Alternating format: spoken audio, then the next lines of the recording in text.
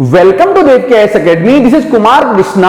आज मैं यहां पे बात करने वाला हूं यूके ट्रिपल एससी ने जो 854 पोस्टों पे जो भर्ती निकाल रखी है उसकी तैयारी आपको किस तरह से करनी है, उसके लिए एक डिटेल एनालिसिस आज मैं इस वीडियो में आपको बताने वाला हूं। इसका मतलब यह है अगर आप 854 पोस्ट के लिए अगर तैयारी कर रहे हैं, वीडियो बीपीडीओ ठीक है, समीक्षा अधिकारी के लिए तैयारी करने वाले हैं, तो यह वीडियो आपके लिए बहुत इंपॉर्टेंट होने वाला है। एक भी सेकंड को स्किप किए बगैर लास्ट तक इस वीडियो को यहां पे जरूर आप देखना। मैं आपको समझाता हूं। मैंने यहां पे लिखा है ग्रुप सी 854 पोस्ट की तैयारी कैसे कर रहे हैं, मैंने ये लिखा है और इसके ऊपर मैंने एक बात लिखी हुई है कि 80% सिलेक्शन की गारंटी मैंने लिखा है। 80% सिलेक्शन की गारंटी मैंने यहां पे लिखी हुई है। किस बात की ये गारंटी मैं यहां पे दे रहा हूं, मैं आपको समझाता हूं।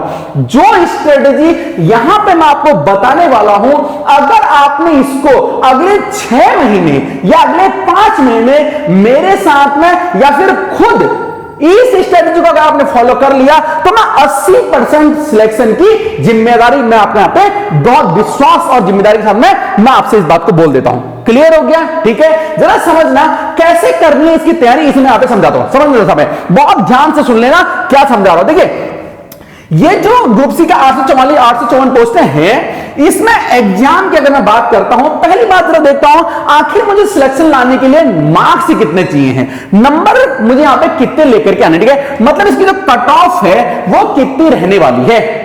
कट ऑफ की अगर मैं बात कर दूं, जो सेफ यहां पर रहेगा अगर पेपर जेन्युइन तरीके से होता है तो, ठीक है, अगर पेपर अच्छे तरीके से होता है, पेपर अच्छा बनता है, ठीक है, जेन्युइन तरीके से पेपर होता है, तो यहां पे गर्ल्स की जो कट ऑफ है वो 65 से 68 के बीच में यहां पे रहनी चाहिए। इससे 2-4 नंबर आगे पीछे आप यहां पे कर सकते हो, ठीक है, 2-1 नंबर आप प्लस माइनस आप यहां पे अपने हिसाब से कर सकते हो, ठीक है। 65 से 68 के बीच में ये कट ऑफ मैं आपको बता रहा हूं, ठीक है, कट ऑफ यहां पे भी रह सकती है और यहां पे रह सकती है। क्लियर? ठीक है।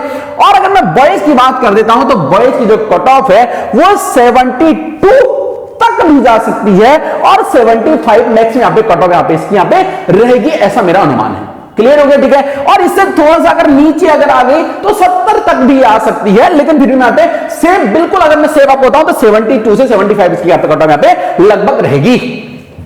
इस एग्जाम की मैं बात करता हूं तो इस एग्जाम में 100 मार्क्स का आपका एक पेपर होगा जिसमें 100 प्रश्न आपके होंगे, ठीक है, 100 मार्क्स का 100 प्रश्न इसमें होंगे और 100 मार्क्स का आपका पेपर होगा। क्या आना है सर इस पेपर में, कैसे आप यहां पे 80% यहां पे बोल रहे हो, कैसे हो जाएगा, वही समझाता हूं डिटेल एनालिसिस में। आपका समय वीडियो थोड़ी सी लंबी जरूर होगी, लेकिन अगर आपने ध्यान से समझ लिया तो भैया फिर आपके यहां पे बहुत अच्छा आपको रास्ता यहां पे मिल जाएगा। समझा? तो देखिए यहां पे 100 प्रश्न यहां पे आने वाले हैं। इन 100 प्रश्नों में से उत्तराखंड जनरल स्टडी के जो क्वेश्चन होंगे, यानी कि उत्तराखंड जीएस के जो क्वेश्चन होंगे, वो क्वेश्चन इसमें रहेंगे आपके 40 प्रश्न। कितने रहेंगे यहां पे? 40 प्रश्न यहां पे उत्तराखंड जनरल स्टडी के रहेंगे। क्लियर हो गया? ठीक है। दूसरा, हिंदी के जो इसमें क्वेश्चन रहेंगे वो क्वेश्चन रहने वाले यहां पे 20 प्रश्न। कितने प्रश्न यहां पे रहने वाले हैं? यहां पे 20 प्रश्न इसके रहने वाले हैं, ठीक है।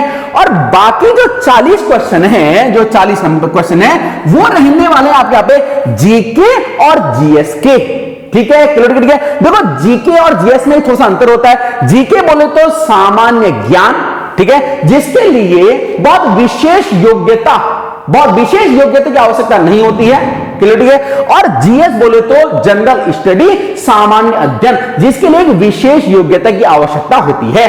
क्लियर हो गया? ठीक है। जरा समझना एक बात को, देखिए इस पेपर के लिए जीके और जीएस दोनों ही, मतलब कैसा क्वेश्चन यहां पे जीके में जैसे आपसे पूछ लेगा, जीके क्या होता है भैया? जीके होता है जैसे गौतम बुद्ध के पिता का नाम क्या है, समझ आ रहा है? ठीक है। देखो मेरे पापा ने या आपके पापा ने, मतलब किसी बुजुर्ग आदमी ने क्या कर रखा है, मतलब कोई बहुत बड़ा, ठीक है, बहुत इतिहास नहीं पढ़ रखी है, तब भी वो जीके की बात है भैया, उन्हें पता हो सकता है कि गौतम बुद्ध के पापा का नाम क्या था, ये होता है जीके, ठीक है। लेकिन अगर तुम उनसे पूछोगे कि गौतम बुद्ध का मध्यम मार्ग समझाओ भैया, क्या था मध्यम मार्ग को आप समझा दो, समझ रहे? ठीक है। तो वो हो गया सामान्य अध्ययन का पार्ट। क्लियर हो गया? ठीक है। तो इसमें जीके और जीएस दोनों ही ये लोग दे रहे हैं, ऐसा इन्होंने बोला है। समझाता हूं कैसे कहानी है यहां पे। अब देख रहे हैं यहां पे सबसे बड़ा कंफ्यूजन जो स्टूडेंट का है उसको मैं सबसे पहले निवारण करता हूं।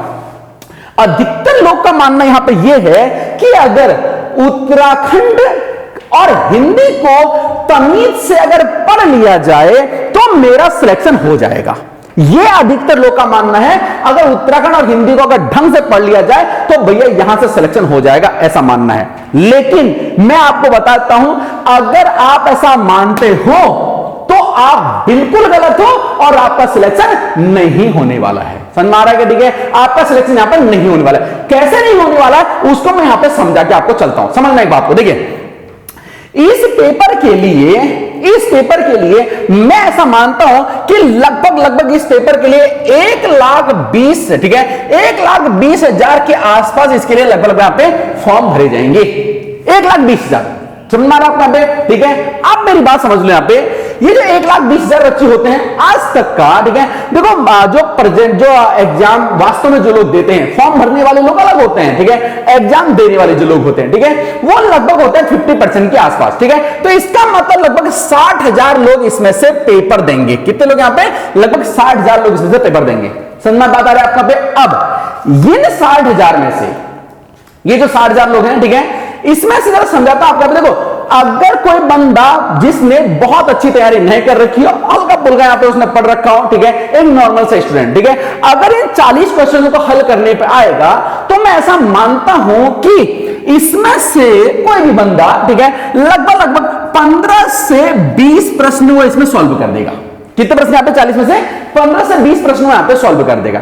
क्लियर हो गया? ठीक है। और दूसरा, हिंदी की मैं बात करता हूं तो हिंदी के देखो यहां पर 20 प्रश्न है। इस 20 प्रश्न में से, ठीक है, एक नॉर्मल बंदा जो बहुत अच्छी तैयारी नहीं कर रहा होगा, ठीक है, जो कहता है भैया मैंने थोड़ा बहुत पढ़ रखा है। कुछ लोग होते हैं ना जो बोलते हैं कि भैया आप मैं फॉर्म भर रखा है, 150 लगा, मैं थोड़ी बहुत तैयारी कर रहा हूं। एक बात समझ लेना, थोड़ा बहुत पढ़ने वालों का सिलेक्शन ना तो आज तक हुआ है ना ही कभी होगा।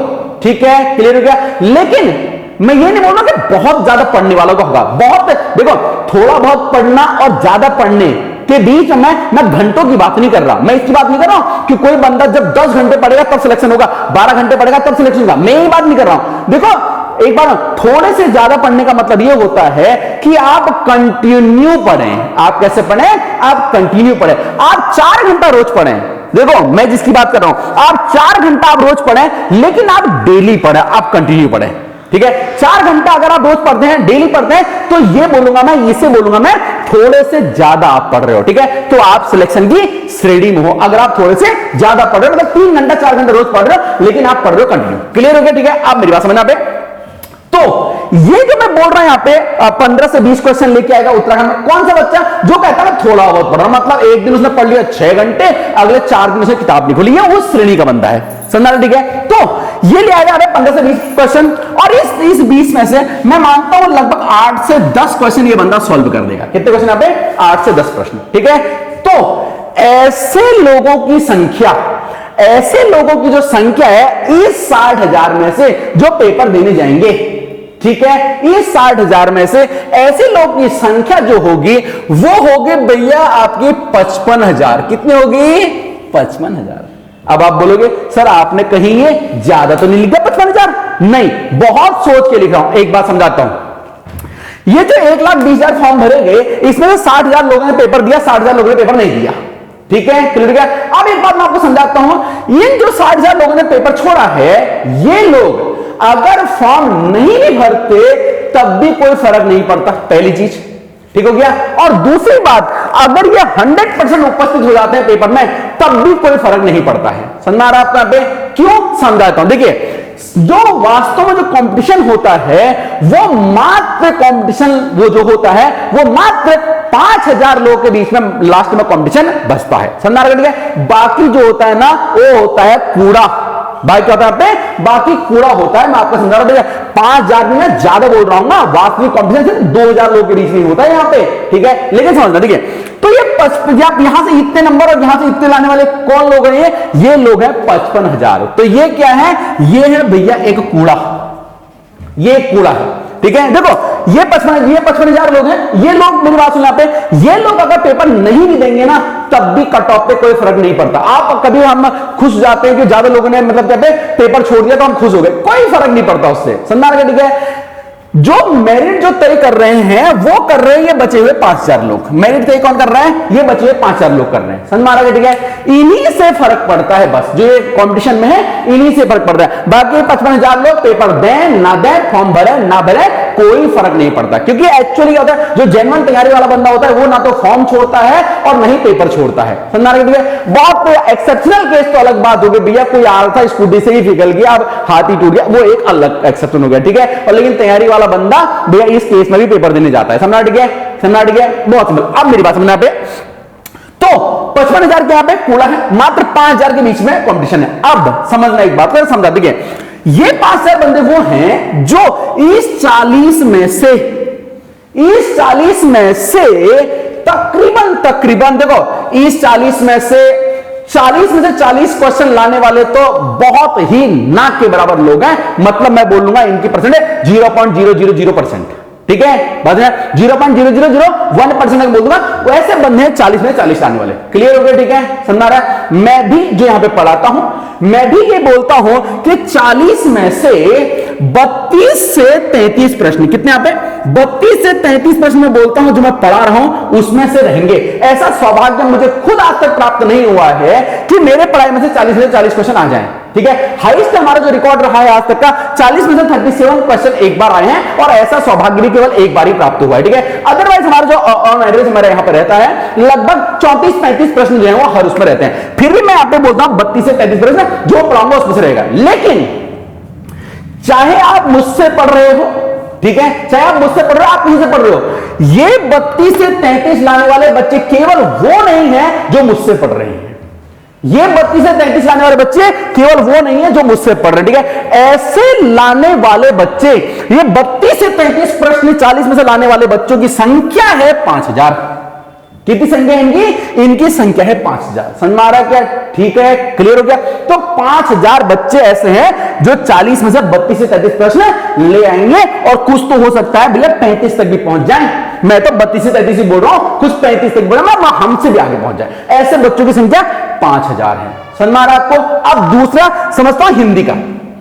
हिंदी की जब मैं बात करता हूं, देखिए नॉर्मल मतलब कूड़ा कितना 8 से 10, ठीक है, लेकिन 5,000 जो ये बंदे हैं, मैं भी यहां पे जो हिंदी पढ़ाता हूं, मैं खुद ये बोलता हूं कि 20 में से 16 से 17 प्रश्न, कितने यहां पे 16 से 17 प्रश्न जो हैं जो मैं पढ़ाऊंगा उसमें से तुम्हारे पेपर में आपको देखने को मिल जाएंगे। ऐसा मैं पूरे विश्वास और जिम्मेदारी से बोलता हूं। लेकिन इतने क्वेश्चन, ठीक है, इतने प्रश्न सही करने वालों की संख्या कि ये केवल वो बच्चे नहीं है जो मुझसे पढ़ रहे हैं। ठीक है, 20 में से 16 से 17 जो नंबर है लाने वालों की संख्या, ठीक है, फिर से 5,000 है। समझ में आ रहा है क्या? कितने हैं? 20 में से, ठीक है, 16-17 जो नंबर हैं वो लाने वाले बच्चे कितने हैं? 5,000 हैं। समझ में आ रहा है? ठीक है, अब मेरी बात सुन लो। ठीक है, उत्तराखंड के आपने जो 20 में से आपने 32-33 आप ले आए, ऐसे लाने वालों को 5,000 है। हिंदी के 20 में से आप 16-17 लेके आए, ऐसे लाने वाले की संख्या 5,000 है। पोस्टें कितनी है? पोस्टें हैं 854। पोस्टें कितनी है? पोस्ट 854 है। और उत्तराखंड और हिंदी में इतने क्वेश्चन नंबर लाने की जो संभावना है वो 5,000 बच्चे लेकर के आ रहे हैं। तो जरा मुझे ये बताओ, क्या तुम सिलेक्शन ले पाओगे? 5,000 बंदे इतना नंबर लेकर आ रहे हैं तो क्या मेरिट बनेगी? क्या कभी भी नहीं बनेगी। समझ आ रहा है के लिए? कभी भी सिलेक्शन नहीं हो सकता है। जो लोग सिर्फ इस भरोसे में है और उत्तराखंड और हिंदी को पढ़ के सिलेक्शन यहां पे हो जाएगा, वो लोग इस भ्रम को अपने दिमाग से परे निकाल दें, उनका सिलेक्शन। लेकिन अगर आपके उत्तराखंड के 40 में से 32 से 33 नंबर आप ले आते हो और हिंदी के 20 में से 16-17 प्रश्न आप ले आते हो, तो आप सिलेक्शन होने वालों की रेस में हो। अगर आप हिंदी में से, अगर उत्तराखंड में से 32 से 33 आप नहीं लेके आ पा रहे हो, आप भैया इसमें 15, 16, 20, 22 लेके आ पा रहे हो, तो भैया तब तो आप रेस में वैसे ही नहीं हो। तीसरा पार्ट तो आपको देखने की जरूरत ही नहीं है। अगर आप इतना नहीं लेके पा रहे हो तो भैया तीसरा पार्ट आपको देखने की जरूरत ही नहीं है। ठीक है, और अगर आप हिंदी में, अगर उत्तराखंड में 32-33 ला रहे हो और हिंदी में आप 16-17 लेके आ रहे हो, तो भी आपको खुश होने की जरूरत नहीं है कि मेरी हिंदी बहुत स्ट्रांग है, उत्तराखंड बहुत स्ट्रांग है। समझ में आ रहा है? ठीक है, तब भी सिलेक्शन नहीं होगा, क्योंकि ऐसे लाने वाले बंदे कितने हैं? 5,000 हैं और पोस्ट है 854।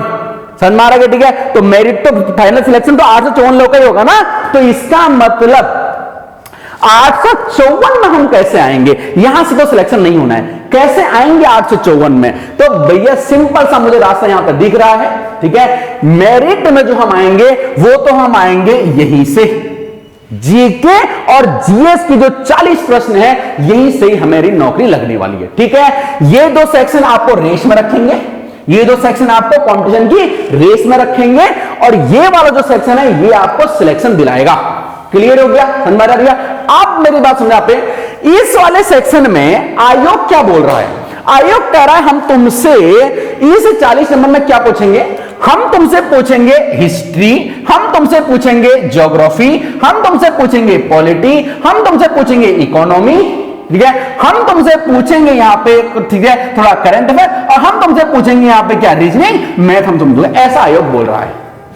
क्लियर हो गया? ठीक है, आप मेरी बात सुन लो।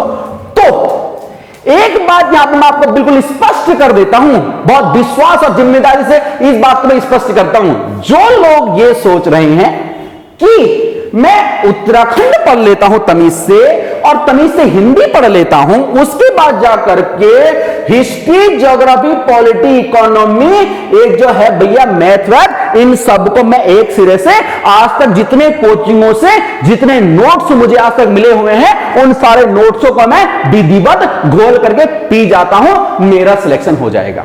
अगर कोई बंदा ऐसा सोच रहा है तो मैं स्पष्ट रूप से पूर्ण विश्वास और जिम्मेदारी से सबके सामने बोल रहा हूं, इस भ्रम से दूर निकल जाएं, ठीक है। ऐसे बंदे का सिलेक्शन भी यहां पे नहीं होने वाला है। क्लियर हो गया? ठीक है, ऐसे बंदे का सिलेक्शन भी यहां पे नहीं होने वाला है। कैसे होएगा उसी स्ट्रेटेजी को मैं आपको यहां पे आप आगे समझा करके चलता हूं। कितने विश्वास से मैं यहां पे 80% सिलेक्शन की आपको गारंटी दे रहा हूं अगर आप इस स्ट्रेटेजी को फॉलो अप करते हैं। क्लियर हो गया? इसका मतलब पहली बात तो आपको यहां पे ये समझ में आ गई है, रेस में बने रहने के लिए उत्तराखंड आपकी बहुत मजबूत होनी चाहिए, तभी आप 32 से 33 लेके आ पाओगे, और हिंदी आपकी बहुत मजबूत होनी चाहिए, तभी आप यहां पे 16, 17, 18 यहां पे लेकर के आ पाओगे।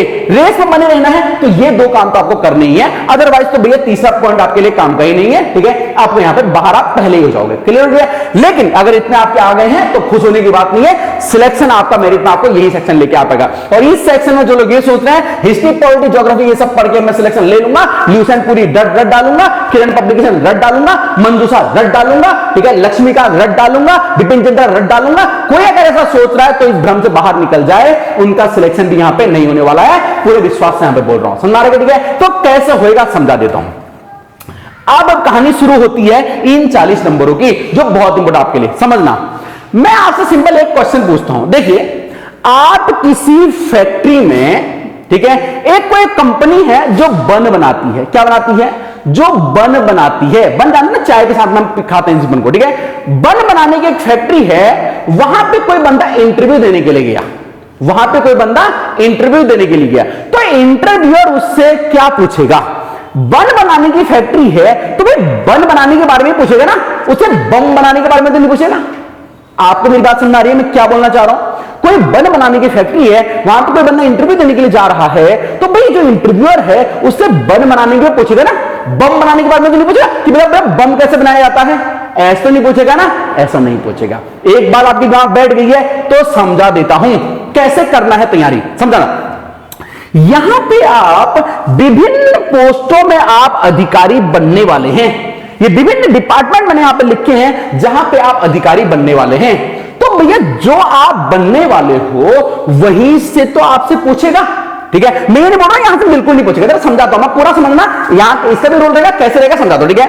लेकिन जो भैया जो पोस्ट है जो आप बनने वाले उससे बारे में भी आपसे जरूर पूछेगा, ठीक है। किसी भी युद्ध को लड़ने के लिए मुझे यह पता होना चाहिए कि युद्ध को मैं लड़ूंगा कैसे। युद्ध लड़ना तो देखो युद्ध जीतना आसान है, लेकिन युद्ध लड़ना कैसे है इसके लिए तैयारी करना बहुत टफ है। समझा रहेगा? ठीक है, ठीक है। देखिए कोई भी देश युद्ध जीतता है अचानक रातों रात में थोड़े नहीं जाता है, उसके लिए वो सालों साल तैयारी करते हैं। कभी युद्ध हो गया तो भैया हमारा ये वाला, ठीक है, हमारा ये हथियार, हमारे ये रॉकेट, हमारे ये मिसाइलें, ये सब तो तैयारी रहती है ना बहुत सालों से। उसके बाद जाकर जब फाइनली एक दिन युद्ध होता है तब उस युद्ध को जीतता है। समझ रहे? ठीक है। तो कहने का मतलब मेरा सिंपल सा ये है, दो चीजें होती हैं एक होती है प्लानिंग और एक होता है एग्जीक्यूशन।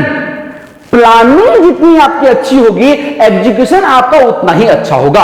अगर प्लानिंग आपकी बिल्कुल भुस है तो आपका एग्जीक्यूशन भी भुस हो जाएगा। समझ में आ रहा है? ठीक है, तो मैं आपके सामने पे आपको मैं बता रहा पे एक ग्रेट प्लानिंग आपको कैसे करनी, समझ में? पे आप देखिए, पहली पोस्ट यहां पे जो है वो पोस्ट है बीडीओ की।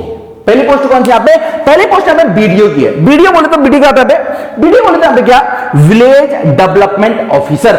ठीक है, इसे हिंदी में बोलता है ग्राम विकास अधिकारी। क्लियर हो गया? ठीक है, क्या काम होता है भैया इसका? मैंने बोला पहले ही, बम बनाने की फैक्ट्री है तो बम, ठीक है, बम बनाने की फैक्ट्री तो बम बनाने की पूछेगा, बम बनाने के बारे में तुमसे नहीं पूछेगा। वीडियो बनने वाले हो तो भैया क्या होता है वीडियो, क्या काम करता है, सिंपल समझ लेना। देखिए, वीडियो जो विलेज डेवलपमेंट ऑफिसर होता है, ग्राम विकास अधिकारी होता है, इसका काम होता है ग्राम में विकास से संबंधित काम करना। ग्राम में विकास से संबंधित काम। देखिए, एक बात मैं आपको पहले स्पष्ट करता हूं, मैं इनके बारे में आपको ऊपर ऊपर से बता रहा हूं, इनके अंदर बहुत सारी चीजें हैं, बहुत सारे लिंक हैं जहां से तैयारी होगी। ठीक है, वो तैयारी मैं आपको कराऊंगा या फिर आप खुद भी कर सकते हैं अगर आप उतना सोच पा रहे तो। ठीक है, वरना मैं तो यहां पे करा ही रहा हूं। ठीक है, ऑनलाइन ऑफलाइन दोनों ही मैं आप करा समझ सकते। ठीक है, जो वीडियो की जो पोस्ट है, ठीक है, इसका जो मेन काम है ग्राम विकास का, और इसका जो मेनली जो काम होता है वो काम होता है इसका मनरेगा का। कौन सा काम होता है इसका? इसका मेनली जो काम होता है वो होता है मनरेगा का। समझ में आ रहा है अपना पे? ठीक है, मनरेगा के तहत गांव में जितने भी काम होते हैं, ठीक है, चाहे वो चकदाम बनने हो, चाहे वो सड़क बननी हो, ठीक है, प्रधानमंत्री ग्राम, बहुत सारी इसमें योजनाएं होती हैं। ठीक है, प्रधानमंत्री ग्राम सड़क योजना भी अलग से एक चल रही है, हालांकि वो वीडियो के अंतर्गत नहीं आती है। बहुत सारे होते हैं, ठीक है, चाहे आपका नहर बन रही हो, गुल बन रहे हो, चकदाम बन रहे हो, ठीक है, तो जितने तरह के मनरेगा संबंधित काम होते हैं वो सारा काम होता है वीडियो का। क्लियर हो गया? ठीक है, तो इसका मतलब बहुत स्पष्ट रूप से मैं आपको बहुत विश्वास और जिम्मेदारी से बोल देता हूं, आपके एग्जाम में केवल ये जो टॉपिक है मनरेगा, केवल ये जो टॉपिक मनरेगा और इससे जुड़े हुए जो अंदर के जो टॉपिक हैं, ठीक है, उन टॉपिकों से निश्चित तौर पे आपको कम से कम नहीं भी तो 2 से 3 प्रश्न आपको देखने को मिल जाएंगे। कितने प्रश्न आपके पेपर में? 2 से 3 प्रश्न आपको इस टॉपिक से अपना पे निश्चित तौर पे देखने को यहां पे आपको मिल जाएंगे। क्लियर हो गया? किससे? यहाँ पे वीडियो से। जरा समझना, ठीक है, मनरेगा और इससे जुड़े हुए जितने भी हैं। ठीक है, मैं तो ओवर एक यहाँ पे ओवर आपको एक एक एग्जांपल देकर समझाता हूं। ठीक है, चलिए समझना। दूसरी पोस्ट यहाँ पे बीपीडीओ की। दूसरी पोस्ट किसकी? यहाँ पे बीपीडीओ। जो कि तो बीडीओ होता है, ठीक है, ये ब्लॉक के अंदर बैठता है और मनरेगा संबंधित कामों को ये संचालित कर, मेन काम इसका ही था, और भी इसके बहुत सारे काम होते हैं। ठीक है, जरा समझना। दूसरा होता है बीपीडीओ। बीपीडीओ कौन होता है? ये होता है विलेज पंचायत डेवलपमेंट ऑफिसर। ठीक है, ग्राम पंचायत विकास अधिकारी। ठीक है, देखो ये एक डिपार्टमेंट जो ये ग्राम विकास विभाग है, ये है ग्राम पंचायत विभाग। समझ में आ रहा है? ठीक है, इसका क्या काम होता है सर बीपीडीओ का? देखो, जो बीपीडीओ होता है ये मेनली इसका जो काम होता है ये होता है ग्राम प्रधान का सचिव। ठीक है, ये क्या होता है बीपीडीओ पे? ये ग्राम प्रधान का सचिव के रूप में ये काम करता है। इसीलिए गांवों में इसको लोकल लैंग्वेज में से सेक्रेटरी से कहा जाता है। क्या बोलते हैं यहाँ पे? सेक्रेटरी बोलते हैं। आपने सुना होगा भैया परिवार स्टेटमेंट बनानी है, सेक्रेटरी से साइन करा के ले आओ। ठीक है, तो वो कौन होता है? वो बीपीडीओ ही होता है। क्या काम होता है सर इसका? इसका मेनली काम होता है ग्राम सभा के अंदर हर 6 महीने में एक खुली बैठक होती है, जिस खुली बैठक की अध्यक्षता ग्राम प्रधान करता है और उसका जो सचिव होता है वो होता है आपका बीपीडीओ। क्लियर हो गया? ठीक है, ध्यान समझ लेना, बीपीडीओ उसका सचिव होता है। अब उस मीटिंग के अंदर जो खुली बैठक होती है उसमें गांव के लोग प्राथमिकता के आधार पे क्या होता है, प्रस्ताव उसमें पारित होते हैं। ठीक हो गया? जैसे एक मोहल्ला ये है जहां पे 2 घर है जहां पे पानी नहीं आ रहा है।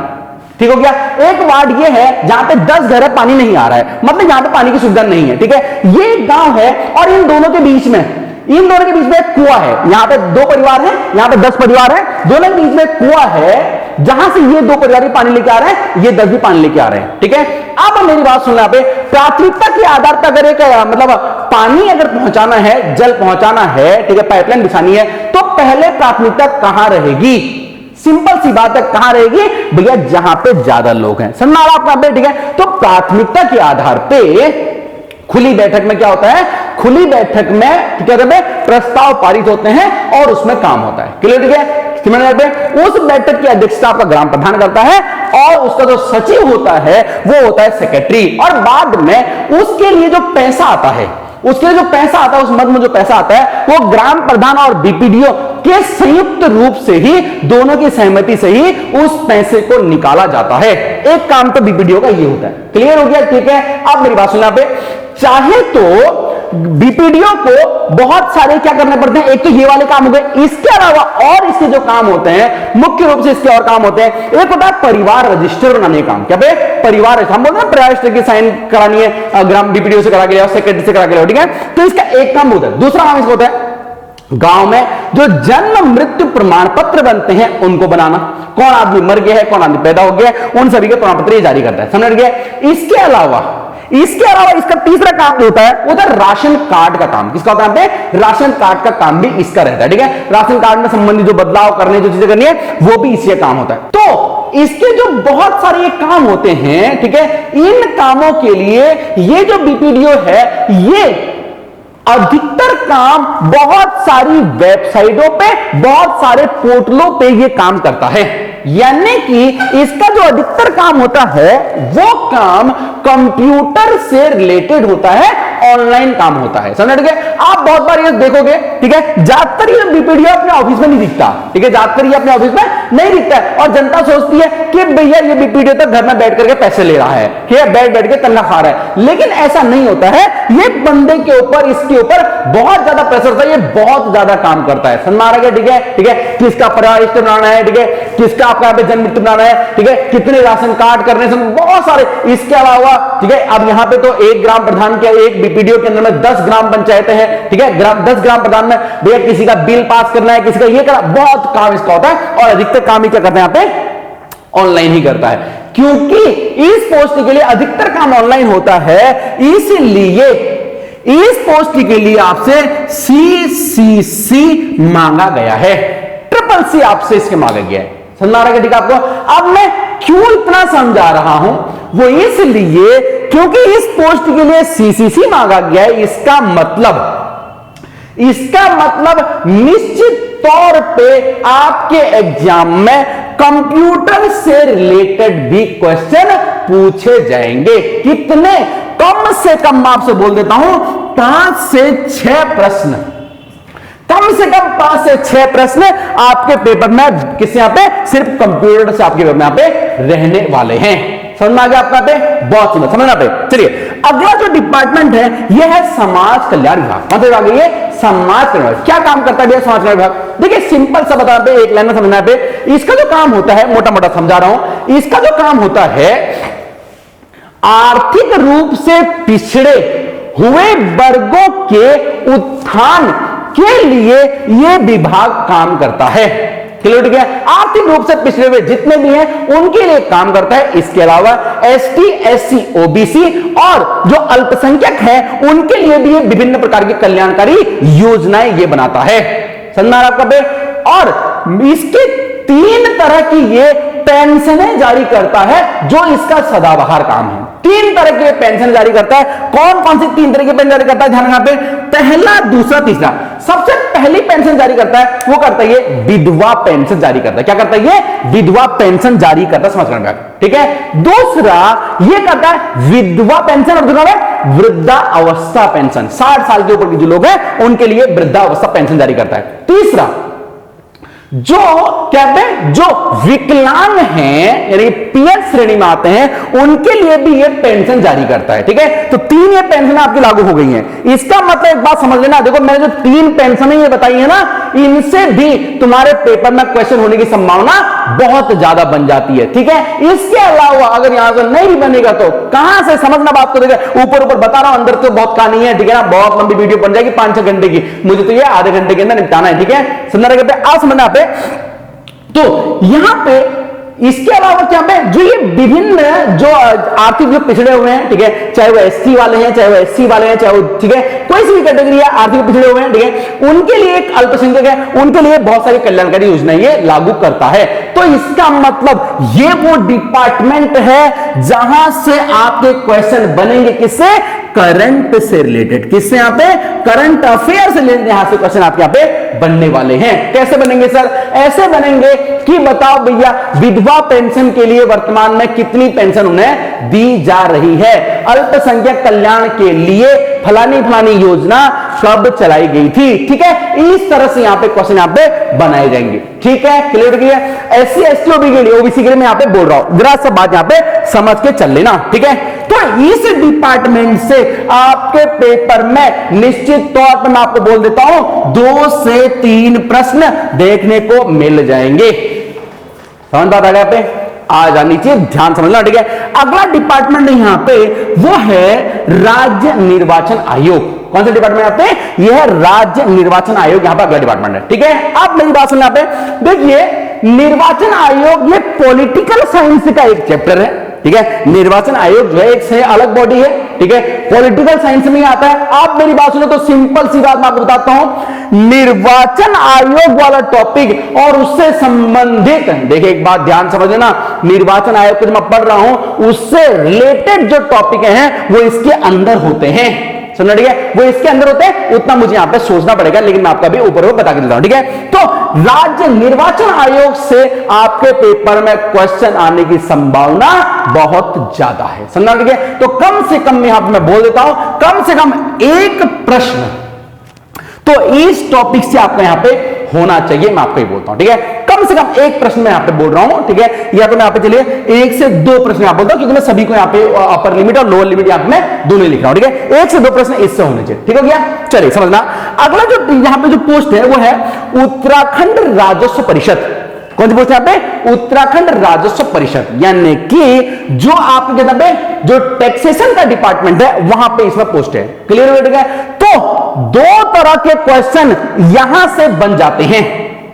2 तरह के क्वेश्चन, 3 तरह के एक्चुअली यहां से बनेंगे, समझाता हूं आपके पे, और उसके अंदर से बहुत सारे 3 तरह के जो मुझे आप इस पर दिख रहे हैं वो कौन कौन से? पहला यहां से जो डिपार्टमेंट बनेगा वो उत्तराखंड राजस्व व्यवस्था, उत्तराखंड राजस्व व्यवस्था, और दूसरा इंडियन यानी कि भारतीय राजस्व व्यवस्था, जो भारतीय कर प्रणाली है, वहां से आपके क्वेश्चन यहां पे निश्चित आपको यहां पे देखने को मिलेंगे। अभी देखो, अब जो भारतीय जो कर व्यवस्था है उसमें मुख्य रूप से अभी जो ले लिया है सारे करों को मिलाकर के एक कर दिया गया है, वो कौन सा है? वो चीज है जीएसटी। समझ आ रहा है? ठीक है, तो हो ना हो यहां पे क्वेश्चन आपसे जीएसटी से पूछ दिया जाए, या फिर अगर वहां से नहीं होगा तो उत्तराखंड राजस्व व्यवस्था, या फिर जो भारतीय कर प्रणाली है भारतीय राजस्व व्यवस्था, ठीक है, वहां से आपके पेपर में निश्चित तौर पे आपको यहां पे कम से कम 1 से 2 प्रश्न यहां से आपको देखने को मिलेगा, मैं आपसे बोलता हूं। ठीक है, आप मेरी बात सुना पे, एक बात समझना, इसके अलावा यह देखो उत्तराखंड राजस्व व्यवस्था जो है यहां पे एक्चुअली आपको बना क्या रहा है, वो यहां पे जो पोस्ट आ रखी है वो आ रखी है चकबंदी अधिकारी की। किसकी पोस्ट आ रखी है? वो चकबंदी अधिकारी की। चकबंदी अधिकारी क्या होता है भैया? पहले वीडियो में आपको समझाया था। चकबंदी अधिकारी होता है जो, ठीक है, जैसे किसान है उसका खेत एक ही खेत ये है, एक खेत ये है, एक खेत ये है, तो इस किसान को खेती करने में बड़ी दिक्कत होती है, पहले यहां खेत जोतेगा फिर यहां, ठीक है, बड़ी दिक्कत होती है। तो राज्य सरकार जिन ग्राम सभाओं के लिए चकबंदी व्यवस्था लागू कर देती है तो उसमें क्या होता है, किसानों के लिए बहुत आसानी हो जाती है। कैसे? ठीक है, इस किसान को इतने दूर दूर किसान खेती नहीं करनी पड़ेगी, इसके आसपास के जो खेत होंगे वो किसी और के होंगे, वो इस किसान को दे दिए जाएंगे।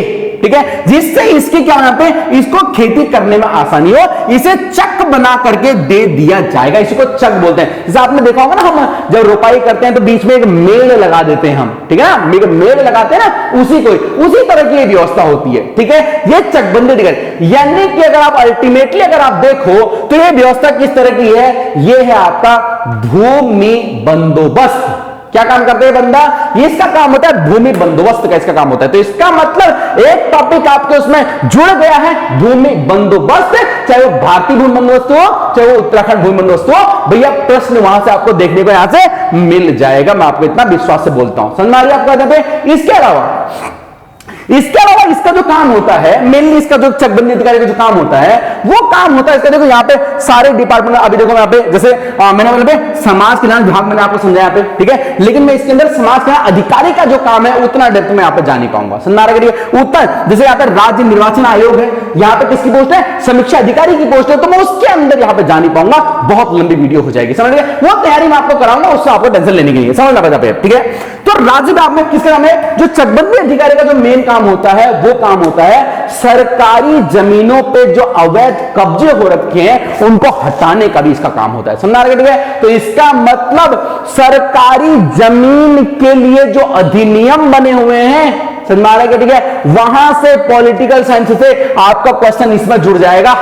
समझ, ठीक है, आपको क्वेश्चन यहां पे इसमें जुड़ जाएगा, मैं आपको बता रहा हूं, समझ आ रहा है, ठीक है। इसीलिए देखो अभी तक मैंने यहाँ पे जितने भी मैंने आपको यहाँ बताए हैं, ठीक है, मैंने एक तो यहाँ पे डिपार्टमेंट वाले बताए हैं, दूसरा कहीं कहीं पे अगर नाम आया तो पॉलिटिकल साइंस का है, तो इसीलिए पॉलिटिकल साइंस सब्जेक्टों में ये जो सब्जेक्ट आपको दिख रहे हैं हिस्ट्री, ज्योग्राफी, पॉलिटी, इनमें से अधिकतर जो क्वेश्चन आने की संभावना है वो भैया पॉलिटिकल साइंस है।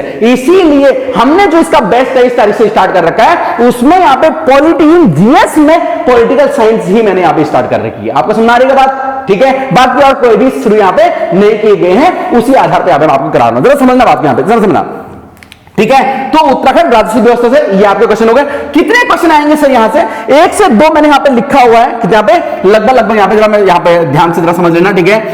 1 से 2 प्रश्न मैंने यहां पे ये लिखे हुए हैं, लेकिन इसमें और भी जीएसटी वगैरह इधर उधर के बहुत सारे डिपार्टमेंट है, तो मैं ओवरऑल अगर बता दूं इस डिपार्टमेंट और इसके थोड़ा अंदर की बता तो 2 से 3 प्रश्न मैं इतना विश्वास से मानता हूं, इतना 2 से 3 प्रश्न इस टॉपिक से रहने चाहिए, ठीक है। अगला जो टॉपिक है यहाँ पे, अगला जो पोस्ट है पद है आपके यहाँ पे विभाग है सूचना एवं लोक कल्याण विभाग। सूचना एवं लोक कल्याण विभाग क्या काम करता है, देखिए जितने प्रकार के सरकारी काम होते हैं उन सरकारी कामों की आप सूचना मांग सकते हैं, कैसे, आरटीआई, किससे, आरटीआई, राइट टू इंफॉर्मेशन से आप सूचनाएं प्राप्त कर सकते हैं। इसके अलावा इससे जुड़े हुए और भी बहुत सारे डिपार्टमेंट हैं जिसके माध्यम से आप सूचनाएं आप प्राप्त कर सकते हैं, क्लियर हो गया, ठीक है। इसके अलावा ठीक है एक होता है क्या, लोकपाल, आपने सुना होगा लोकपाल, ठीक है, जिसके तहत अभी अन्ना हजारे जी वहां बैठे थे दिल्ली में, ठीक है ना, बहुत बड़ा आंदोलन हुआ था और बाद में उसके लिए किस तरह से विधेयक हुआ, मतलब लोकपाल शब्द आपके पेपर में देखने को मिलने की बहुत संभावना है, लोकपाल, और उसके पीछे का भले ही जो भी हो, ठीक है। लोकपाल जो टॉपिक है उससे आपके पेपर में आरटीआई से संभावना थोड़ी सी कम बन जाती है क्योंकि बहुत घिसा हुआ टॉपिक है, बहुत सारे क्वेश्चन यहां से पहले आ चुके हैं, ठीक है। हालांकि ये डिपार्टमेंट का काम वही है, आ भी सकता है, आरटीआई से भी आ सकता है, लेकिन जो संभावना ज्यादा बनती है वो लोकपाल से और उससे जुड़े हुए डिपार्टमेंट से संभावना यहां पर बनती है, क्लियर हो गया, ठीक है। तुमने कितने प्रश्न सर यहां से, मैं यहां से बोल देता हूं आंख बंद करके 1 से 2 प्रश्न इस डिपार्टमेंट से, कितने पे, 1 से 2 प्रश्न। अगला भैया आता है बहुत ही खतरनाक डिपार्टमेंट जिसका नाम है महिला सशक्तिकरण एवं बाल विकास। इसमें तो कुछ गाने सुनने की जरूरत ही नहीं है, निश्चित तौर पे आपके पेपर में कम से कम 2 प्रश्न आपको देखने को मिलेंगे। कहां से, महिला सशक्तिकरण। अब महिला सशक्तिकरण मतलब क्या, खाली ये नाम लिख के गूगल में सर्च कर दिया आपने, एक बात समझ लेना, देखो अगर आप ये मानते हो कि इनको खाली गूगल में सर्च करके वीडियो के बारे में जो है उतना मैं पढ़ लूं काम हो जाएगा, नहीं काम होगा। इस वीडियो को कंप्लीट करने में मैं यहाँ पे 6 महीने का समय आपका लूंगा, कितना पे, लगभग 5 से 6 महीने में ये स्ट्रेटेजी को मैं यहाँ पे फॉलो करके आपको यहाँ पे कंप्लीट कागज को दूंगा, कितने महीने, लगभग 5 से 6 महीने इसमें यहाँ पे लगेंगे। ये ऐसा नहीं कि ये 13 टॉपिक है तो हवा में हो गया, ऐसा नहीं है, ऐसा सोचना ही मत, ऐसा होगा भी नहीं, ठीक हो गया, समझना। तो महिला सशक्तिकरण और बाल विकास, ठीक है, तो महिलाओं से संबंधित भैया जैसे महिला उत्पीड़न संबंधी जितने भी अधिनियम बने हुए हैं उनसे रिलेटेड क्वेश्चन आप बन जाएंगे, ठीक है। बाल विकास, बच्चों से संबंधित, भ्रूण हत्या से संबंधित, महिला सशक्तिकरण है ना, भ्रूण हत्या, बेटी बचाओ बेटी पढ़ाओ, तो भैया जितने भी यहाँ पे है ना अलग अलग डायमेंशन से सोचना पड़ेगा, सरकार क्या इसके लिए कर रही है, ठीक है। पहले महिला सशक्तिकरण की क्या काम हुआ है, आगे सरकार इसके लिए क्या योजनाएं बना रही है, उन सभी को मद्देनजर रखते हुए महिला सशक्तिकरण और बाल विकास से कम आपके पेपर में मेरा मानना ऐसा है कि 2 से 3 प्रश्न आपके पेपर में यहाँ पे पूछे जाने चाहिए, क्लियर हो गया, ठीक है। इस तरह से यहां पे हो सकता है। अब मेरी बात समझना, देखिए अगला डिपार्टमेंट जो है वो यहां पे जनजातीय कल्याण विभाग है। कौन सा, यहां पे जनजातीय कल्याण विभाग। क्या हो गया सर ये डिपार्टमेंट, क्या काम करते हैं ये लोग, सिंपल समझाता हूं। देखिए यहां पे जनजाति बोलते हैं, यहां पे 5 तरह की यहां पे जनजाति यहां पे पाई जाती हैं, ठीक है। भोटिया, बोक्सा, राजी, ठीक है, और कहां पे, ठीक है, जौनसारी। तो ये जितने भी आपके हैं उन सभी के लिए कल्याणकारी योजनाएं चलाने का काम जो है वो जनजाति कल्याण विभाग का है, समझ, ठीक है। तो इसका मतलब क्या हो गया, सीधे सीधे जौनसारी, भोटिया, बोक्सा, राजी, थारू, इनमें से इनसे रिलेटेड प्रश्न आपके पेपर में ना आए इसकी संभावना ना के बराबर है। 100% यहां से आपके पेपर में क्वेश्चन होना चाहिए, ऐसा मेरा विश्वास है, ऐसा मेरा मानना है। क्लियर हो गया, बात आपको समझ में आ रही है, ठीक है। देखिए एक बात यहां पे, ये बातें मैं कोई हवाई बात नहीं कर रहा हूं, आप सोचो कि मैं यहां पर आया हवाई बातें करने लग जाऊं, ऐसा नहीं है। पिछले 10 सालों में जितने भी पेपर इन डिपार्टमेंटों से रिलेटेड हुए हैं, इस बार तो क्लब करके दे दिया गया है, लेकिन इससे पहले ये पेपर जो थे कैसे थे, अलग अलग होते थे। वीडियो का पेपर अलग, बीपीडीओ का पेपर अलग, ठीक है, समाज न्याय अधिकारी पेपर अलग, ठीक है, समीक्षा अधिकारी पेपर अलग होता था, बस ना। तो इन सभी के पेपर पहले अलग हुआ करते थे।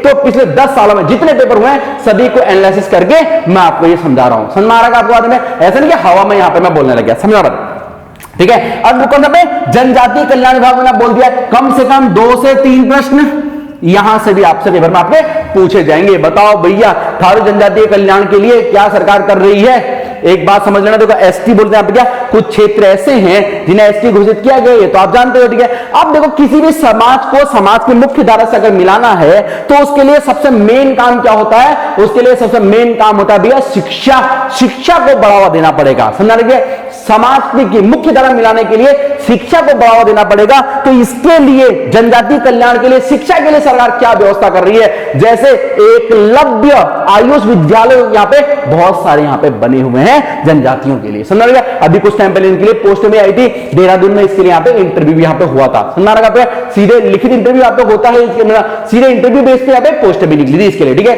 तो इसका मतलब जो शिक्षा है, यानी एकलव्य स्कूल हो चाहे कोई सा भी हो, उससे रिलेटेड क्वेश्चन, जनजातियों में 5 जनजातियों से रिलेटेड क्वेश्चन, उनके उत्थान रिलेटेड क्वेश्चन, बाकी इसके अंदर के जो टॉपिक है, डाइवर्स जो टॉपिक है, उनसे क्वेश्चन पे 2 से 3 यहां पे आपके पेपर में आपको निश्चित तौर पर देखने को मिलेंगे, ठीक है। अगला डिपार्टमेंट यहाँ पे उत्तराखंड पर्यटन विकास, कौन सा यहाँ पे उत्तराखंड पर्यटन विकास, समझ लेना। यहाँ पे देखो उत्तराखंड जो पर्यटन विकास है, यहां से भी आपका क्वेश्चन जो है वो बनते हैं 2 तरह से। एक बनता है ट्रेडिशनल, यानी कि उत्तराखंड की जो पर्यटन मतलब प्रमुख पर्यटन स्थल है, जैसे केदारनाथ, बद्रीनाथ, गंगोत्री, वटएवर जो भी है, अगर ट्रेडिशनल आता है तो वो पहुंच जाएगा इन 40 में से पहुंच जाएगा, वो यहां पहुंच जाएगा, ठीक है। और दूसरा यहां से बनता है करंट से रिलेटेड टॉपिक, यहां से बनता है कि उत्तराखंड में सरकार, देखो उत्तराखंड जो पर्यटन है, पर्यटन डिपार्टमेंट है, वो एक बहुत महत्वपूर्ण डिपार्टमेंट है उत्तराखंड में आय के स्रोत के लिए, ठीक है। राज्य का आएगा महत्वपूर्ण, तो सरकार इसके लिए क्या क्या योजनाएं लेके आ रही है, क्या क्या सरकार इसके लिए कर रही है, ये एक महत्वपूर्ण बात रहेगी आपके पेपर के लिए, ठीक है। तो करंट का टॉपिक, इतने में से करंट क्वेश्चन कहां से देखने को मिल सकते हैं, एक समाज कल्याण विभाग और दूसरा किससे, यहां पे उत्तराखंड पर्यटन विकास, ठीक है। कितने क्वेश्चन सर यहां से आ सकते हैं, 1 से 2 प्रश्न में आप बोलते हैं यहां पे, ठीक है। ट्रेडिशनल तो बाकी यहां देखो 40 में चला जाएगा, ठीक हो गया, समझना। अगला डिपार्टमेंट यहां पे उद्योग विभाग, ठीक है। सहायक प्रबंधक अधिकारी की यहां पे पोस्ट है, ठीक है। असिस्टेंट मैनेजर की यहां पे पोस्ट है। क्या होता है सर, ये एक बात सिंपल समझना, एक शब्द होता है सिडोकुलो, क्या शब्द होता है, एक शब्द होता है सिडकुल, ठीक है। वो सिडकुल शब्द आपके पेपर में लिखा हुआ होना चाहिए, मेरा ऐसा मानना है। मतलब सिडकुल से कोई ना कोई प्रश्न आपके पेपर में आपको यहां पे देखने को यहां पे जरूर मिलना चाहिए। या फिर एक बात समझिएगा, मैं पहले बता रहा हूं, मैं अंदर की बात नहीं कर रहा, देखिए इंडस्ट्री में जो काम करते हैं कौन होते हैं, मजदूर, ठीक है। तो मजदूरों के लिए जो विभिन्न अधिनियम बने हुए हैं, ठीक है, नागरिकता अधिकार, मजदूरों के अधिकार के लिए जितने भी कानून बने हुए हैं, पॉलिटिकल के अंदर जो भी चीजें आती हैं, उन सब से यहां पे क्वेश्चन आपका निश्चित तौर पे रहना चाहिए। कितने क्वेश्चन सर, लगभग 1 से 2 प्रश्न मैं यहां पे भी लिख देता हूं। क्लियर हो गया, बात आपको समझ आ गई है, कैसे बनना है समझना पे। लास्ट एक यहां पे है ग्राम पंचायत विभाग। हालांकि देखिए इसके अंदर जो पोस्ट है वो बीपीडीओ की पोस्ट है, लेकिन यहां पे कुछ क्वेश्चन छूट गए, इसलिए मैं आपको बता रहा हूं। कौन सा, देखिए पॉलिटिकल साइंस में एक टॉपिक आता है पंचायती राज, ठीक है, आर्टिकल, ठीक है, जो हमारा 73वां और 74वां संशोधन है, ठीक है, पॉलिटिकल के अंदर, वहां से केवल और केवल पंचायती राज जो हमारा टॉपिक आता है वहां से आपके पेपर में कम से कम नहीं भी तो मैं बोलता हूं विश्वास से 2 से 3 प्रश्न आपको केवल और केवल पंचायती राज से आपको देखने को मिलने चाहिए, ऐसा मेरा विश्वास है। ठीक है, ऐसा मेरा विश्वास है 2 से 3 प्रश्न यहां पे मिलने चाहिए, मैं आपको बोलता हूं। ठीक हो गया? ठीक है, अब मेरी बात सुन लो, कितने प्रश्न हो गए सर? ये जरा सा मैं काउंट कर देता हूं, मैं जरा इनको जोड़ता हूं। देखिए 2 साइड हैं, एक लोअर साइड है एक अपर साइड है। मैं लोअर साइड को जोड़ के चलता हूं, किसके यहां पे? लोअर साइड को मैं जोड़ के चलता हूं। कितने प्रश्न हो रहे? देखिए यहां पे 2 प्रश्न, ठीक है, 5 2 7, 7 2 9, 9 1 10, 10 2 12, 13 15, 16 17, 18 19, 20 21। कितने प्रश्न हो रहे हैं? 20-21 प्रश्न आपके ये हो रहे हैं। समझ में आ रहा है आप पे?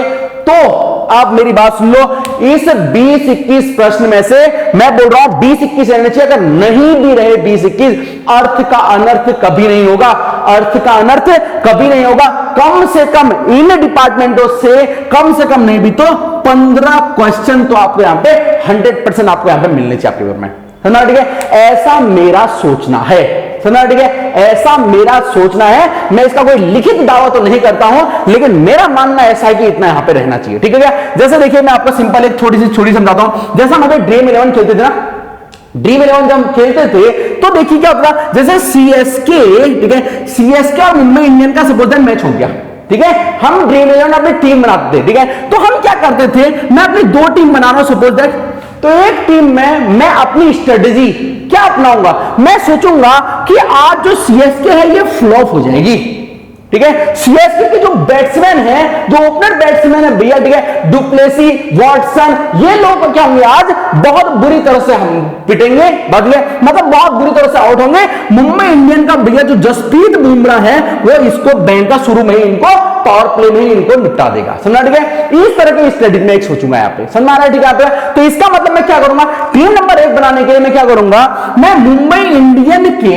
मैंने बॉलर ले लूंगा, जसप्रीत बुमराह और ट्रेंट बोल्ट मैंने यहां पे ले लिया, और मैं मानूंगा कि इसके बैट्समैन ज्यादा चलेंगे नहीं, बाद में अगर कोई एक बैट्समैन चल गया तो भैया जैसे धोनी जब शुरू के विकेट आउट जाते हैं तो धोनी बाद में आता है और भैया टिक टुक करके 30-40 नंबर मतलब 30-40 रन वो बना ही देता है, ठीक है। तो यहां से मैं बैट्समैनों में सिर्फ एक धोनी को ले लूंगा, बाकी मैं किसी को नहीं लूंगा, और मैं क्या करूंगा मुंबई के यहाँ पे बैट्समैन बॉलर यहाँ पे मैं ले लूंगा। अब क्या मेरे समझ में, मैं अगर ऐसा होता है तो सीएसके में मानूंगा कि लगभग 150 रन ये बनाएगी या इससे नीचे ये रन बनाएगी, और बाद में जब इनकी बैटिंग आएगी तो इनके ओपनर खिलाड़ी ही डिकॉक आएगा और रोहित शर्मा आएगा, उसके बाद सूर्य कुमार यादव आएगा, भैया बस ये लोग लगभग 8-9 विकेट से ये लोग जीत जाएंगे। ऐसी मैं स्ट्रेटेजी बना दूंगा। तो इसका मतलब मैं टीम नंबर 1 जो बनाऊंगा उसमें क्या करूंगा, इसके बॉलर ले लूंगा मैं, जसप्रीत बुमराह, ट्रेंट बोल्ट वगैरह ले लूंगा, ठीक है, और क्या करूंगा मैं, इसके जो शुरू के जो 2-3 बैट्समैन है उनको मैं ले लूंगा, ठीक है। ये बनेगी रणनीति नंबर 1। तो ये रणनीति नंबर 1 समझ रहा है। और दूसरी रणनीति में से एक बात समझना है, दूसरी रणनीति में क्या सोचूंगा, मैं इसका उल्टा करूंगा, मैं सोचूंगा कि आज जो है मुंबई इंडियन बेमौत हारेगी और चेन्नई सुपर किंग्स आज सुपर खेलेगी। यानी कि क्या होने वाला है, यानी कि जो मुंबई इंडियन की जो ओपनर बैट्समैन वगैरह हैं, ठीक है, रोहित शर्मा, डिकॉक, सूर्य कुमार यादव, ये जो लोग हैं, आज भैया चेन्नई सुपर किंग्स के जो ओपनर बॉलर हैं, दीपक चहर आएगा, राव, ठीक है, आएगा और भैया धुआंधार तरीके से इनके ओपनरों को पावर प्ले में निपटा देगा, ठीक है। और बाद में जाकर के एक आध कोई खिलाड़ी आएगा, जब इनके कोई खिलाड़ी नहीं चलते तो बीच से आकर के भैया, ठीक है, हार्दिक पांड्या आएगा, कुणाल पांड्या आएगा, कुणाल पांड्या वो लोग यहाँ पे थोड़े यहाँ पे रन बना देंगे, समझ आ रहा है? ठीक है, तो मैं क्या करूंगा, लो स्कोरिंग मैच होगा दूसरी टीम के लिए, मैं क्या करूंगा यहाँ पे, ठीक है, मुंबई इंडियन के मैं क्या करूंगा यहाँ पे, लो स्कोरिंग मैच होगा, ये लोग बहुत से बहुत यहाँ पे 150 बनाएंगे, इससे कम ही बनाएंगे, ठीक है, बैट्समैन के चलेंगे नहीं, 150 इसके कम 120 के आसपास लोग बनाएंगे। और क्या करेंगे, चेन्नई सुपर किंग के जो बॉलर होंगे, ठीक है, बाद में वॉटसन आएगा, जब ये बैटिंग करेंगे, ठीक है, बाद में वॉटसन आएगा और वॉटसन और डुप्लेसी आएगा, एक 82 बनाएगा, एक 83 बनाएगा, और भैया 10 विकेट से लोग जीत जाएंगे। ये स्ट्रेटजी दूसरी नंबर में, समझ आ रही है आपको? तो इसका मतलब देखो मैं आपको क्या समझाना चाह रहा हूं, क्यों ये बकवास मैं कर रहा हूं, मैं बकवास ये इसलिए कर रहा हूं, मेरी बात सुना पे, ये जो मैं आपको बता रहा हूं ये मेरा केवल एक आइडिया है, एक विचार है, एक स्ट्रेटजी मेरी है, ठीक है। ऐसा 100% हो जाए इसकी संभावना मैं नहीं बोल रहा ऐसा हो जाएगा, लेकिन 80% ऐसा ही होना चाहिए। पिछले 10 साल के पेपरों का अध्ययन करके, स्टडी करके मैं आपको यहां बता रहा हूं, क्लियर हो गया? सब बात समझ आएगा आपका? बहुत समझ, ठीक है, इसे आप फॉलो कर सकते हैं। एक बात सुना पे, अब देखिए पे तो टोटल कितने क्वेश्चन पे? 15 क्वेश्चन में आप बोल रहा हूं, कितने पे? 15 क्वेश्चन। समझना, आप मेरी बात सुनना पे, 15 क्वेश्चन हो गए, टोटल क्वेश्चन कितने पे? 40। बाकी क्वेश्चन सर कहां से आएंगे? एक बात सुना, देखिए इन पोस्टों के लिए जो योग्यता मांग रखी है वो मांग रखी है स्नातक। क्या मांग रही है? यहाँ पे स्नातक इनके लिए योग्यता मांग रखी है, ठीक है। स्नातक का मतलब सिंपल ग्रेजुएशन, ठीक है। इसका मतलब उसने चाहे बीए किया हो या बीएससी की हो या बीटेक किया हो, ठीक है, बी से रिलेटेड उसने कुछ भी किया हो, कुछ भी बैचलर किया हो, वो इसकी योग्यता है। क्लियर हो गया? ठीक है, इसका मतलब मेरा एक बात समझना, ये जो पोस्टें हैं, देखो जरा ध्यान समझना, जो बीडीओ के जो मनरेगा वाली पोस्ट है, इसका काम होता है देखिए पे जो मजदूर है इनके खाते में पैसा डालना, पैसा निकालना, ठीक है, ग्राम प्रधान के साथ पैसा निकालना, ये सब यानी गणितीय काम यहां पे होता है इसका, ठीक है। तो इसका मतलब क्या है? इसका मतलब ये है कि पोस्ट को देखते हुए तो मुझे ऐसा लग रहा है कि इसमें मैथ के क्वेश्चन होने चाहिए, लेकिन आयोग की मजबूरी यह है यहां पे इसने स्नातक मांग रखा है। ठीक हो गया? स्नातक में वो बच्चे भी होते हैं जिन्होंने 8th के बाद ही मैथ नहीं पढ़ी होती है। 8th के बाद ही जिन्होंने मैथ यहां पे नहीं पढ़ी होती है वो बच्चे भी इसमें होते हैं। समझ में आ रहा है बात पे? ठीक है, कैसे कैसे देखो भैया, जो लड़कियां हैं चाहे बहुत सारे लड़की भी होते हैं, 8 तक उन्होंने पढ़ा, उसके बाद गृह विज्ञान ले ली, गृह विज्ञान भी यहाँ पे इंटर वगैरह किया, ठीक है, हिस्ट्री पॉलिटिक्स, फिर बीए वगैरह किया, तो स्नातक उन बच्चों वो बच्चों भी तो पेपर दे रहे हैं, तो भैया आयोग तो उनका भी ध्यान रखेगा, ठीक है। तो इस वजह से पोस्ट के अकॉर्डिंग तो यहां पे मुझे लगता है मैथ आनी चाहिए, लेकिन आयोग की मजबूरी है मैथ यहां पे वो नहीं दे सकता है ज्यादा, ठीक है। तो इसलिए मैथ के क्वेश्चन इस पेपर में बहुत कम रहेंगे। कितने रहेंगे भैया? मैं मानता हूं कम से कम 2 से 3 प्रश्न आपके इसमें मैथ के रहने चाहिए। तो 15 में मैं यहां पे थोड़ा इधर लिख देता हूं, देखिए यहां पे, ठीक है, 15 में कितने यहां पे? 2 से 3 प्रश्न, मैं बोल रहा पे 2 प्रश्न मैं यहां पे जोड़ता हूं, ठीक है। किसके रहेंगे यहां पे? मैथ के रहने चाहिए, ठीक हो गया। अब कितने का पे? 15 2 कितने क्वेश्चन हो गए? 17 हो गए। समझना बात क्या? स्टडी देखो, ध्यान समझ लीजिए, मैं पहले बता रहा हूं प्लानिंग में टाइम लगता है, पढ़ना जॉब निकालना कोई बड़ी बात नहीं है, बस प्लानिंग अच्छी होनी चाहिए। एजुकेशन में कोई बड़ी बात नहीं है, तैयारी करना कोई बड़ी बात नहीं है। समझ रहा है आपका? इतना मैं डेप्थ में आपको इसीलिए समझा रहा हूं ताकि आप इसमें सिलेक्शन निश्चित तौर पर ले लें। जरा समझना आप, ठीक है। 17 क्वेश्चन हो गए। अब काम तो गणितीय है, लेकिन आयोग की मजबूरी है मैथ से पूछ नहीं सकता, तो क्या पूछेगा? क्या पूछेगा? मैथ पूछेगा या क्या पूछेगा? आपको समझ में आ गया होगा क्या पूछेगा? रीजनिंग पूछेगा। क्या पूछेगा? गणितीय तर्क तो वहां पे लगता है ना, आना ही चाहिए ना। तो भैया रीजनिंग पूछेगा आपसे इस पेपर में, जरूर से जरूर। कितने नंबर की आएगी सर रीजनिंग? कितने नंबर की आएगी? बहुत विश्वास से मैं यहां पे सबके सामने बोल रहा हूं, बहुत विश्वास से कम आपकी यहां पे 10 नंबर की आपकी रीजनिंग यहां पे रहनी चाहिए। 9 से 10 प्रश्न आपके यहां पे कम से कम रीजनिंग के आपके रहने। कितने यहां पे? कम से कम कितने यहां पे? 9 से 10 प्रश्न आपको यहां पे बोल देता हूं, ठीक है। तो कितने हो गए भैया? 17 और 10 कितने हो गए? ये 27 प्रश्न हो गए हैं, ठीक है। टोटल कितने हैं? 40। बचे कितने हैं? 13 प्रश्न बचे यहां पे। कितने बचे यहां पे? 13 प्रश्न आपके बचे। अब मेरा सुन रहे, जो लोग ये बोलते हैं, ठीक है, देखो मैथ यहां पे कम आने वाली है, तो एक सजेशन मैं आपको यहां पे देता हूं। मैथ यहां पे कम आने वाली है, एक सजेशन मैं आपको यहां पे मैथ के बारे में देता हूं, वो ये, मैं आपको ये बोलता हूं जिसको मैथ नहीं आती है, एक बात समझना, जिसको मैथ नहीं आती है, मैं स्पष्ट रूप से बोल रहा हूं, वो मैथ ना पढ़े। जिसको मैथ नहीं आती है वो मैथ ना पढ़े, ये मैं बोल रहा हूं, ठीक है। क्यों? 2 प्रश्न आने वाले हैं। अब एक तो हमको मैथ वैसे ही नहीं आती है, ऊपर से मैं सोचूं कि मैं 4 महीने पर डे 2 घंटे मैथ को दूंगा और मैं सीख के रहूंगा, मैं करके रहूंगा, तो 4 महीने का ये खेल नहीं है, ऐसा होना पॉसिबल जल्दी से नहीं है। समझ में आता है? ठीक है। तो जिसको मैथ नहीं आती है मैं उससे बोलूंगा वो बंदा मैथ ना पढ़े। क्लियर हो गया? ठीक है। और जिसको मैथ आती है, जिसको मैथ आती है, मैं उससे बोलूंगा कि वो बंदा भी मैथ ना पढ़े। ऐसा क्यों? क्योंकि देखो 2 प्रश्न मैथ के आपको यहां पे आएंगे और मैथ तो आपको आती ही है, और ये 2 प्रश्न भी कैसे होंगे? 8th लेवल के होंगे, क्योंकि 8 तक का आयोग को पता है ना, 8th लेवल के क्वेश्चन होंगे। अगर आपको मैथ आती है तब भी आप ये 2 प्रश्नों को आप यहां पे हल कर ही दोगे, और अगर नहीं आती है तो 4 महीने आपने, ठीक है, पर डे आपने अपने टाइम टेबल में 2 घंटे मैथ को दे दिए हैं, और हो सकता है उसके बाद भी यहां पे सिलेक्शन, ठीक है, वो प्रश्न आपका सही ना हो, और उसके बाद भी आप ये 2 में से शायद एक सही कर पाओ या फिर एक भी ना कर पाओ। समझना? ठीक है। तो मैथ आपको यहां पे नहीं आती है तो नहीं पढ़नी है, आती है आपको तब भी नहीं पढ़नी है। तो क्लियर हो गया, ठीक है। तो कितने प्रश्न हो गए यहां पे होगा आपके 27 प्रश्न, टोटल कितने यहां पे 40 प्रश्न यहां पे हैं। अब तो ये जो 27 प्रश्न है इसमें से 2-4 प्रश्न ऐसे भी होते हैं, जैसे आपसे पूछ लेगा बताओ भैया विश्व गौरैया दिवस कब मनाया जाता है। क्या पूछ लेगा तुमसे, विश्व गौरैया दिवस आप कब मनाया जाता है। मतलब आपसे पूछ लेगा भैया बताओ जापान की जो संसद है उसे क्या बोला जाता है, ठीक है। क्लियर, कथकली कहां का डांस है, समझ में आ रहा आपका। पिच किस खेल से संबंधित शब्द है, मतलब विविध, डाइवर्स, मिसलेनियस जिसे बोलते हैं, उस तरह के भी आपको यहां पे कुछ क्वेश्चन आपका पे निश्चित तौर पे आपका पे देखने को मिल जाएंगे, ठीक है। और कुछ मंत्रिमंडल से पूछता है बताओ भैया, क्या पूछेगा आपसे पूछेगा बताओ भैया समाज कल्याण मंत्री कौन है, ठीक है। वर्तमान में समाज कल्याण मंत्री कौन है, बोलेगा बताओ हमारे निर्वाचन आयोग के अध्यक्ष कौन है, ऐसा पूछ लेगा। बताओ भैया महिला सशक्तिकरण एवं बाल विकास मंत्री कौन है, ऐसा भी आपसे पूछ लेगा। एक आध क्वेश्चन इस तरह से रहता है यहां पे। तो 27 प्रश्न ये हैं, तो मैं मान के चल लेता हूं लगभग 27 प्रश्न ये हैं। 3 प्रश्न आपके मिसलेनियस आपके हो जाएंगे, लगभग 3 प्रश्न। तो कितने हो गए भाई यहां पे, ये हो गए आपके 30 प्रश्न हो गए।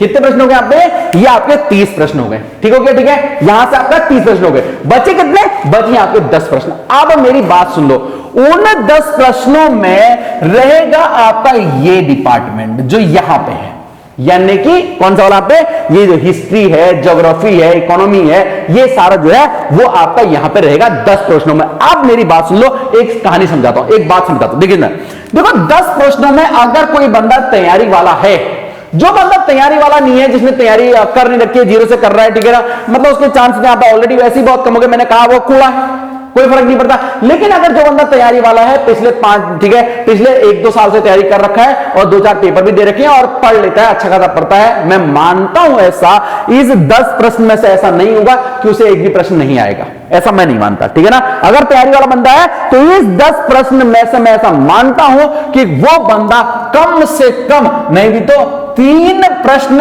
हल कर देगा, ठीक है। और अगर थोड़ा मैं इसे बढ़ा दूं, ठीक है, थोड़ा डरते हुए बढ़ा रहा हूं, लेकिन फिर भी 3 से 4 प्रश्न मैं आपको बोल दूंगा कि तैयारी वाला बंदा है तो 10 में से 3 से 4 प्रश्नों से करने ही चाहिए। क्लियर हो गया, ठीक है। 10 प्रश्न में से 3 से 4 प्रश्न आप निसंदेह कर दोगे, ठीक है। क्वेश्चन कितने बचे हैं, क्वेश्चन आपके बचे हैं 6 प्रश्न। कितने बचे यहां पे, 6 प्रश्न बचे हैं, ठीक हो गया, ठीक है। इन 6 प्रश्नों में क्या आएगा, ये पूरा history, geography, polity, economy, whatever चीजें ये सारी आपके पेपर में आएंगी। तो अब यहां पे 2 रास्ते हैं। एक तो ये है कि इन 6 प्रश्नों के लिए मैं सारे कोचिंगों से मैंने आज तक जितने नोट्स पढ़ रखे हैं उन सबको मैं उधर डालूं, जितने भी यूट्यूब पे चैनल हैं भैया सभी को पढ़ डालूं, सारे टेस्ट पेपर सॉल्व कर डालूं, हिस्ट्री के टॉप 100 क्वेश्चन 15 घंटे की क्लास, जितने भी यहां पे यूट्यूब के बड़े बड़े चैनल दिख रहे हैं आप उनको सारे सॉल्व कर दो। देख के इसके जितने वीडियो हैं सारे पढ़ डालो, अनअकैडमी में जितने पढ़े हुए सारे पढ़ डालो। अगर आप ऐसा सोच रहे हो तो मेरा मानना है ये एक गलत स्ट्रेटजी है। इन 6 प्रश्नों के लिए इतना करना एक गलत स्ट्रेटजी है। तो क्या है दूसरा रास्ता इसका यह है कि शांति रखो, क्या करो, शांति रखो। और अभी स्लॉट नंबर 1 में जो स्ट्रेटजी नंबर 2 स्ट्रेटजी होती है ना, मैं आपको समझा दी यहां पे ड्रीम 11 में, एक स्ट्रेटजी में आप क्या करो, अभी के लिए शांति रखो और इन 6 प्रश्नों को स्किप करो, ठीक हो गया। कितने नंबर का मैं आपको लगा पे 94 मार्क्स का तो मैं आपको यहां पे बता ही चुका हूं। 6 नंबरों को अभी यहां पे स्किप करो, टाइम बचेगा तो बाद में इनको यहां पे आप देख लेना अगर आपके पास टाइम बचता है तो। क्लियर हो गया, वरना अभी इनको छोड़ देना। यहां पर मैं जो तैयारी करा रहा हूं, मेरी जो ऑफलाइन तैयारी है चाहे मेरी ऑनलाइन तैयारी है, मैं यहां पे भी अभी यहां पे इन 6 प्रश्नों को स्किप करके चल रहा हूं, ठीक है। स्लॉट नंबर 1 में जो स्टडी नंबर 1 चलेगी वहां पर मेरी तैयारी होगी वो मैं इसी पे ही कराऊंगा, जो स्टडी मैंने आपको ये 1 घंटे के अंदर मैंने आपको समझाइए, मैं इसी पे अभी काम कर रहा हूं, समझा रहा, ठीक है, चल गया।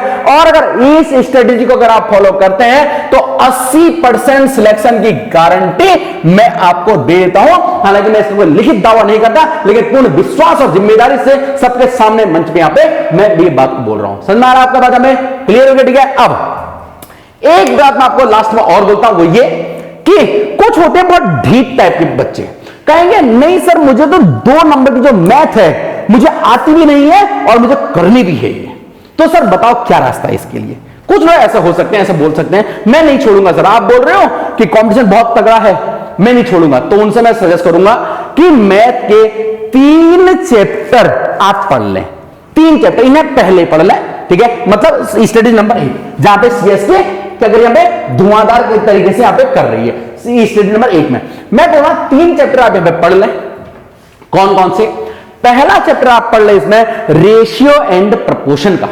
कौन सा चैप्टर पढ़ ले? यहां पे रेशियो एंड प्रपोर्शन का, ठीक है, अनुपात और समानुपात का एक चैप्टर आप वो पढ़ ले, ठीक है। वो एक ऐसा चैप्टर है अगर आपको ढंग से आता है तो आप उससे जुड़े हुए आसपास के जो थोड़ा सा लॉजिकल प्रश्न आते हैं उन्हें आप हल कर लोगे, ठीक है। दूसरा चैप्टर मैं आपसे बोलता हूं आप पढ़ लेना परसेंटेज वाला चैप्टर। कौन सा? प्रतिशत वाला जो चैप्टर है वो आप पढ़ लेना। तीसरा चैप्टर आप पढ़ लेना भैया कौन सा? जिसे हम बोलते हैं स्पीड एंड टाइम, काम समय, ठीक है, और चाल समय। जो स्पीड एंड टाइम होगा, फिर चाहे आपके ट्रेन वाले प्रश्न आए कि भाई एक ट्रेन यहां से गुजरती है, पुल से पार करती है, एक लड़का खड़ा है उससे पार कर गई, ठीक है, चाहे इस तरह क्वेश्चन हो, चाहे भैया आ जाए एक बोट तैर रही है, ठीक है, इतनी स्पीड में इतना चल रही है, चाहे इस तरह का आ जाए, या फिर भैया तुमसे आ जाए कि एक नल से इतने मीटर में, ठीक है, मतलब इतने टाइम में इतना पानी निकल रहा है, बताओ भैया इतने में कैसा होगा, ठीक है, टंकी कब तक भरेगी, वटेवर। स्पीड एंड टाइम इस चैप्टर का आप पढ़ लेना। इसके अलावा अगर आपको पढ़ना है, एक वो आपको बंदर याद होगा, वो जो उछलता रहता है बंदर हमेशा, ठीक है ना भैया, एक बंदर 2 मीटर में भैया ऊपर चढ़ गया टॉप पे और आधे सेकंड में फिर नीचे उतर के आ गया। लॉजिकल प्रश्न जो होता है इस तरह के जो क्वेश्चन है, ठीक है, क्लियर। इसके अलावा मैथ के लिए मैं आपसे बोलूंगा पुराने पेपर में जो मैथ के जो क्वेश्चन दे रखे हैं, रीजनिंग के जो पुराने पेपर में जो क्वेश्चन दे रखे हैं उन्हें जरूर सॉल्व कर लें, उन्हें जरूर सॉल्व कर लें। तो पुराने पेपर में जो क्वेश्चन रीजनिंग और मैथ यहां पे दे रखे हैं उससे ही इर्द गिर्द आप आसपास के रीजनिंग और मैथ आपसे पूछ जाएगी। क्लियर हो गया? ठीक है, क्लियर है। तो उम्मीद करता हूं मैं आपको यहां पे डिटेल स्ट्रेटजी जो मैंने आपको यहां पे बताई है आप इसे फॉलो करेंगे और निश्चित तौर पर आप अपनी सफलता इसी सेशन में ले लेंगे। मैं आपसे जरूर बोलूंगा कि मेहनत करिए, घर पे पढ़िए, खुद से पढ़िए, चाहे मुझसे पढ़िए। मुझसे अगर पढ़ते हो तो मैं 80% सिलेक्शन की जिम्मेदारी मैं लेता हूं, मैं ऐसा बोल रहा हूं, लेकिन लिखित दावा नहीं कर रहा भैया, ठीक है ना, मैं लिखित दावा नहीं कर रहा, क्योंकि देखो एक्चुअली होता क्या है, मैं आपको पढ़ाऊंगा, मैं आपसे ये बोल रहा हूं जो मैं पढ़ाऊंगा उसमें से 80% बोल रहा हूं मैं जो पढ़ाऊंगा यहाँ पे जो सिलेबस में कवर कराऊंगा उसमें से 75 क्वेश्चन तो आपको निश्चित तौर पर देखने को मिलेंगे।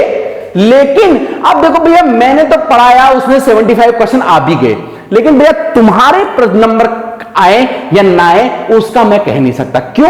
मेरा काम है समझाना, मेरा काम है पढ़ाना, उसमें से पेपर आएगा, ठीक है, ये मेरा काम है। लेकिन अब आपको वो याद है या नहीं है, मैं तो लिखा दूंगा भैया कि आरटीआई 2005 लिखा दूंगा, अब आपको 2005 याद होना चाहिए ना, ठीक है, मैं तो लिखा दूंगा लोकपाल बिल ये, ठीक है, मैं तो लिखा दूंगा भैया अल्पसंख्यक कल्याण के लिए ये, लेकिन वो याद तो आपको होना चाहिए, तभी तो आपके पेपर में आपका क्वेश्चन सही होएगा, ठीक है। मेरी जिम्मेदारी है, मैं जो पढ़ा रहा हूं, चाहे ऑफलाइन पढ़ा रहा हूं चाहे ऑनलाइन पढ़ा रहा हूं, 75 प्रश्न वहां पे आपके रहेंगे आपके पेपर में, ये मेरी जिम्मेदारी है। लिखित दावा नहीं करता, फिर से बोल रहा हूं, लिखित दावा नहीं करता, लेकिन पूर्ण विश्वास और जिम्मेदारी से मैं इस बात यहां पे बोल देता हूं कि इतने प्रश्न आपके यहां पे रहेंगे।